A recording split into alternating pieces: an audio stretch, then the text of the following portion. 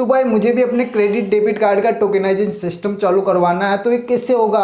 Hello दोस्तों, नमस्कार, आपका स्वागत है हमारी इस वीडियो में। तो आज हम बात करने वाले हैं क्रेडिट कार्ड और डेबिट कार्ड टोकेनाइजेशन सिस्टम के बारे में। तो ये जानने वाला है कि टोकेनाइजेशन सिस्टम है क्या, वो कैसे काम करेगा और कब से लागू होगा, कहाँ पर होगा, जैसे ऑनलाइन होगा या हमें हमारे घर पर बैठे ही हम करवा सकते हैं या हमें बैंक जाना पड़ेगा, और कहाँ पर पीओएस मशीन पर भी हमें टोकेनाइजेशन सिस्टम चालू करना होगा, या हमारा जो ऑनलाइन हम शॉपिंग वगैरह या ऑनलाइन ट्रांजैक्शन करते हैं उसके लिए क्या हमें टोकेनाइजेशन करना पड़ेगा, और टोकेनाइजेशन है क्या और हम कैसे करेंगे।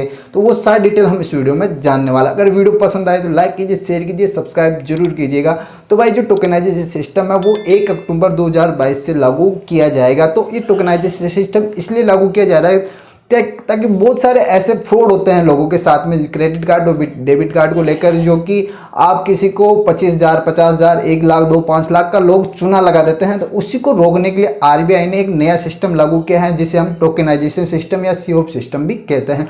तो इसी वीडियो में वही जानने वाला है कि हम उसे कैसे चालू करेंगे और टोकेनाइजेशन सिस्टम है क्या और कब से ये लागू होगा और कहाँ कहाँ पर ये लागू होगा। तो वो सारी डिटेल हम इस वीडियो में जानने वाले हैं। तो चलिए हमारे मोबाइल स्क्रीन पर चलते और देखते हैं कि टोकेनाइजेशन सिस्टम है क्या। तो दोस्तों, रिजर्व बैंक ऑफ इंडिया यानी भारतीय रिजर्व बैंक ने कार्ड धारकों को अपने कार्ड्स का टोकेनाइजेशन कराने हेतु प्रोत्साहन किया है। जैसे कार्ड धारकों के हितों की सुरक्षा को ध्यान में रखते हुए आरबीआई ने आदेश दिया कि 1 अक्टूबर 2022 से कार्ड के नेटवर्क तथा कार्ड जारीकर्ताओं को छोड़कर कोई दूसरी इकाई डेटा जैसे कि कार्ड नंबर की एक्सपायरी की तिथि आदि कार्ड ऑन फाइल या सीओ को स्टोर नहीं कर सकती। यानी कि जो आपके कार्ड है उसकी डिटेल कहीं पर भी वो स्टोर नहीं कर सकते, जिससे कि साइबर क्राइम काफ़ी बढ़ता है, लोगों को नुकसान होता है। तो आरबीआई ने यह बताया कि ये सुनिश्चित करने कार्ड धारकों को कार्ड असुविधा ना हो, आरबीआई की सीओ टोकेनाइजेशन पेश किया है। टोकेनाइजेशन इसलिए किया जाता है ताकि कार्ड धारकों को प्रत्येक ट्रांजैक्शन पर कार्ड का विवरण न भरना पड़े, साथ ही मर्चेंट कार्ड के विवरण स्टोर या उनका इस्तेमाल न कर सके। जैसे कि आपको बार बार कोई भी कार्ड डिटेल भरने की कोई झंझट नहीं है। अगर आप कार्ड टोकेनाइजेशन करते हैं तो आपकी डिटेल काफ़ी सेफ हो जाएगी, और साथ साथ में मर्चेंट कार्ड के विवरणों का स्टोर या उनका इस्तेमाल न कर सके। जैसे आपने मर्चेंट होते हैं उनको उनका जो आपके पास में जो क्रेडिट डेबिट कार्ड सेव हो जाता है तो वो उन्हें इस्तेमाल ना कर सकें, तो जिसके फलस्वरूप कार्ड के विवरण खोने की संभावना तथा जुड़े दुरुपयोग से बचा जा सकता है। यानी कि साइबर क्राइम या इनसे जो भी हमारा फ्रॉड हो सकता है उससे हमें बचा जा सकता है। साथ ही साथ में टोकन इस्तेमाल कार्ड ट्रांजैक्शन की सुरक्षा और सुविधा को बढ़ाता है। ये कार्ड धारकों के हित में है, यानी कि टोकनाइजेशन सिस्टम है जो वो हमारे हित में ही है और काफ़ी सुविधा बढ़ा देता है, और ये हमारे हित में ही होता है। तो अब जानते हैं टोकेनाइजेशन या कार्ड ऑन फाइल टोकेनाइजेशन क्या है। तो टोकेनाइजेशन या सीओ टोकेनाइजेशन कभी भी अपनी सुविधा के अनुसार किया जा सकता है, यानी कि आप अपनी सुविधा से टोकेनाइजेशन कर सकते हैं। टोकेनाइजेशन डेबिट या क्रेडिट कार्ड के विवरण को एक अनोखे वैकल्पिक कोड जिसे टोकन कहते हैं बदलने की प्रक्रिया है। तो ये कोई टोकन वो वाला नहीं है, लेकिन एक मतलब आप कोड समझ लीजिए, वैकल्पिक एक कोड होता है जो उससे आप एक प्रक्रिया है जैसे आप अपना जो डिटेल है वो सेव कर सकते हैं और बिना आपको कोई झंझट के या आपका कोई भी उसे गलत यूज नहीं कर सकता। साथ साथ में टोकनाइजेशन केवल ऑनलाइन ई कॉमर्स ट्रांजेक्शन के लिए निर्धारित किया गया है, ये आमने सामने पॉइंट ऑफ सेल ट्रांजेक्शन के लिए नहीं। यानी कि जो tokenization system only for e commerce website या ऑनलाइन, जैसे आप कहीं से अमेजोन, फ्लिपकार्ट या मान लीजिए आप ऑनलाइन ट्रांजैक्शन कर रहे हैं अमेजोन इनको छोड़कर, तो वहाँ पर आपको टोकनाइजेशन सिस्टम चालू करना बहुत ही ज़रूरी है। साथ साथ में अगर आप पीओएस मशीन पर इसे स्वाइप वगैरह करवाते हैं तो आपको कोई टोकनाइजेशन करवाने की जरूरत नहीं है।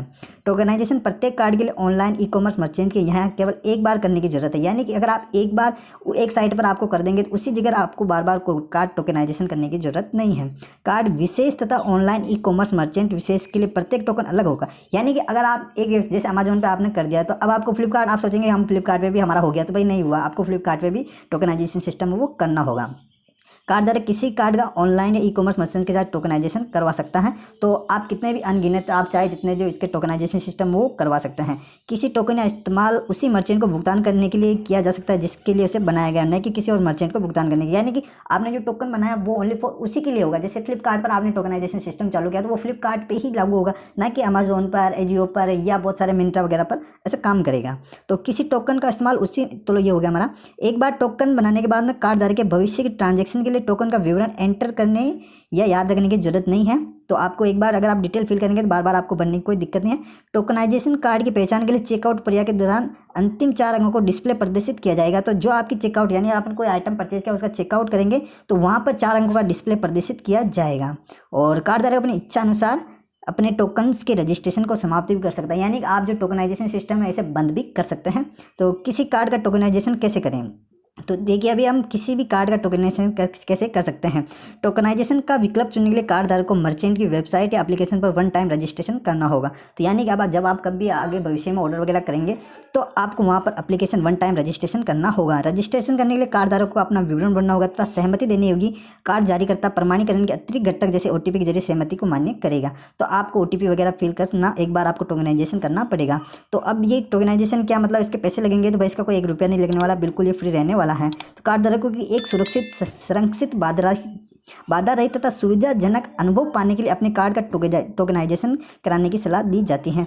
तो आप भी जब भी अपना जो ट्रांजैक्शन है वो करें तो आपको टोकनाइजेशन करना बहुत ही जरूरी है, जो कि ये अभी 1 अक्टूबर से चालू हो जाएगा आपको सबको। और फिर ये मतलब 1 अक्टूबर से नेतृत्व सबके लिए चालू हो जाएगा, आपको 1 अक्टूबर से करना बहुत ही जरूरी है।